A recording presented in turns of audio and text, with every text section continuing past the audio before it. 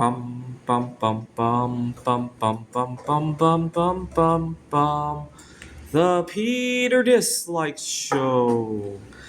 Bum bum bum bum bum bum bum.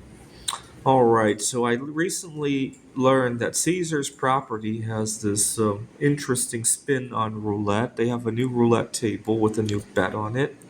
First of all, having 3 zeros is ridiculous in the first place, but they take it on steroids by having this new bet. So you place the bet, and if the next two spins are zeros, any one of these, zero, double zero, triple zero, you can win 130 times your bet.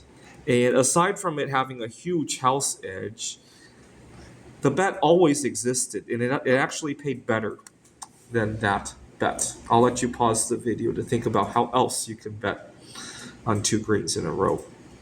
Let's do a thought experiment. Let's say you had $1 and I had $1, and you placed your dollar on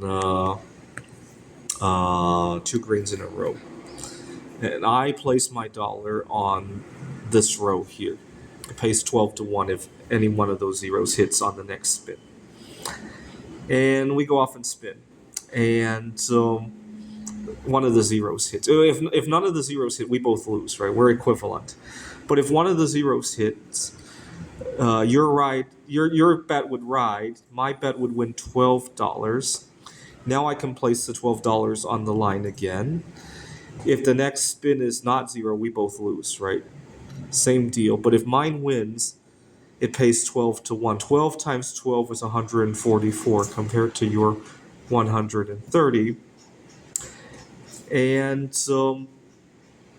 yeah, I guess the only hitch is that if the second ride goes over the table limits, but you got to be out of your mind if you're betting anywhere near the table limits on a 000 roulette. And it just goes to it drives me insane when I see bets like that you could always do in some other way, right? I think I've seen it a couple of other times before.